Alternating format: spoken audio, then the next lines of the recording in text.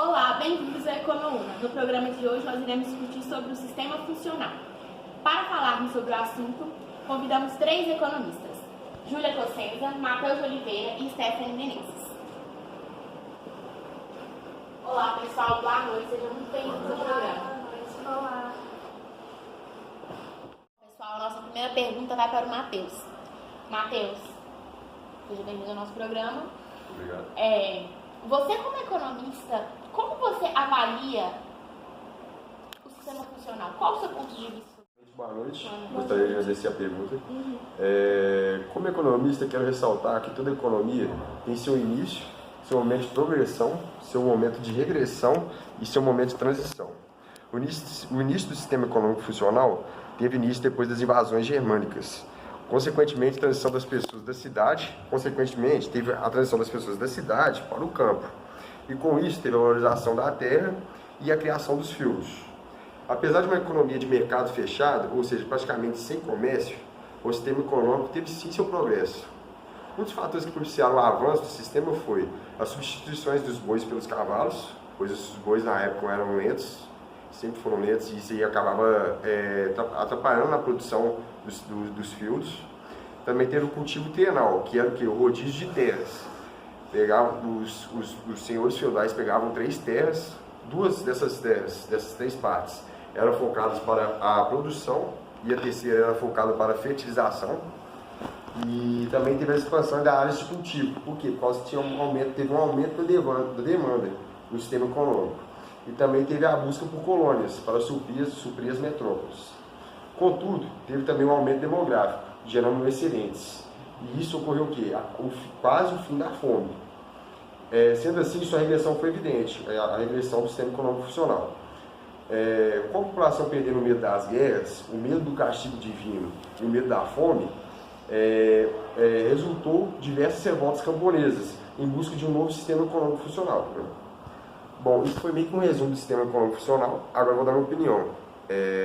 Em minha opinião, um dos fatores que impediram o maior reinado do sistema econômico funcional foi o mercado fechado, que era causado pela política unitária de field para field. Ou seja, cada field tinha sua moeda. E isso acabava dificultando a circulação monetária dos fields na época. E isso, com esse tipo de comércio, ocorreu um impedimento do avanço econômico, pois influenciava no capital de investimento na economia. Tanto que na época nem tinha um fluxo monetário causado pelas faltas de metais. Esses pontos negativos que eu acabei de falar inibiram a possibilidade de transição de uma economia rural para uma economia de comércio, sendo assim declarado o quê? Um momento de transição do sistema econômico funcional para um novo sistema, no caso o mercantilismo. Então, Matheus, ótima colocação sobre o papel do moeda no sistema funcional. A próxima pergunta vai para você, Stephanie.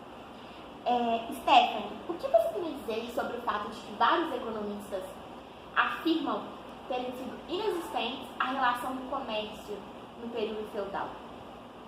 O comércio na Idade Média, ele era muitas vezes limitado e difícil. O feudo era a base econômica daquele período. A economia, ela era baseada na agricultura. E muitas vezes as técnicas agrícolas de baixa produtividade impediam a produção de excedentes. Sim. E o que você pensa, o que você acredita em relação a isso? Bom, Ellen, eu acredito que, mesmo que muito limitado, o comércio, ele ainda assim existia. Existia aquele comércio local, onde eram realizadas as trocas de mercadoria. Por exemplo, se num determinado feudo eles produzissem alguma mercadoria para vender para outro feudo tinha uma carga de impostos muito parecido com os impostos que a gente paga para exportar hoje em dia. Óbvio que numa escala muito menor. Outro problema que dificultava o desenvolvimento do comércio era a questão dos saqueadores que haviam no caminho, porque tinham moedas com pesos diferentes, com modos de pesagens diferentes. Então, eram diversos fatores que fez com que o comércio não fosse tão tão desenvolvido, porém, ainda assim existia. Não podemos dizer que não houve comércio no sistema funcional. Sim, Stephanie, muito obrigada pela sua colocação. A igreja, ela teve forte influência no comércio, na época, certo? Você concorda comigo, né? Sim, acredito que sim.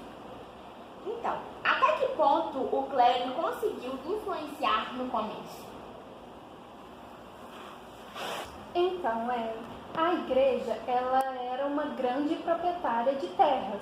E como a gente já sabe, naquele período, quem possuía terras possuía mais poder. E não foi diferente com a igreja. Ela era muito poderosa e foi muito importante no período feudal. A igreja, ela tinha grande parte ali de sua influência na economia, na política e nas relações sociais daquele período. E no comércio, ela teve uma forte influência, por quê? Naquela época havia o lucro e a usura, que era uma espécie de empréstimo com juros, que era muito... essas práticas elas eram consideradas pecado, proibidas pela igreja, porque a igreja acreditava no quê? No teocentrismo, que era o Deus no centro do universo. Então as pessoas elas não poderiam ter lucros, elas não poderiam ganhar mais do que determinado preço, porque senão já estariam ultrapassando as leis de Deus. Por esta razão, a igreja se tornou responsável pela cultura daquele local e ela tinha esse poder sobre as pessoas, né? Ela conseguia fazer com que as pessoas seguissem o que ela determinava. E também, para terminar aqui o raciocínio, eu vou ressaltar que a igreja, ela também tomou a iniciativa de fazer o quê? As cruzadas. O que foi as cruzadas? Foram as expedições que foram militares e religiosas, cujo o fundamento principal era combater os infiéis muçulmanos. Então, as cruzadas elas abriram um novo caminho para a Europa, provocando, inclusive, o fim do feudalismo. Stephanie, mais uma vez, muito obrigada pela sua presença e pela sua colocação. Eu que agradeço. Júlia, eu tenho uma pergunta para você. Me explica como que foi o processo de transição do sistema funcional para o capitalismo, tendo em vista do ponto histórico que a gente tem. Então, primeiramente, boa noite a todos, quero agradecer a oportunidade de estar aqui. E eu queria ressaltar que, quando nós tratamos de sistemas econômicos, é um pouco diferente de eu trazer marcos na história, como acontece, de forma retilínea. De fato, tudo que acontece na história do mundo, ela tem sua coerência, né? De um fato para o outro, nós demarcamos com datas, mas quando eu falo de sistema econômico, eu tenho um fenômeno diferente que acontece, né? O sistema econômico, em todos os casos, ou maioria, ele vem de uma degeneração do que o antecede ou aprimoramento deste.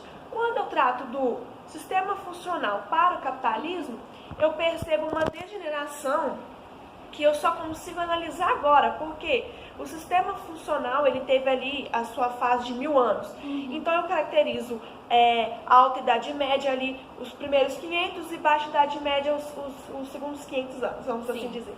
Nesse segundo 500 anos, eu vejo uma degeneração gradativamente do sistema funcional que vem aderindo características capitalistas. Então, assim, é um processo bem demorado, não é enxergado como a gente vê hoje, né? E assim, quando eu trato do sistema funcional para o capitalismo, eu tenho N fatores que vieram acontecendo até criar essas características capitalistas. Como um deles já foi falado aqui, que foram a participação da igreja nas cruzadas, abriu rota para comércio, né? O aumento da produtividade, quando o homem feudal, ele encontra ali novas técnicas de produzir, que aumenta a produtividade, ou seja, a pessoa vai tendo ali a concentração de um excedente maior, isso tudo vai criando características capitalistas, né? Sim, perfeito. Ótima colocação. Muito obrigada. Qual a característica do capitalismo que você acha que prevalece até hoje forte na sociedade?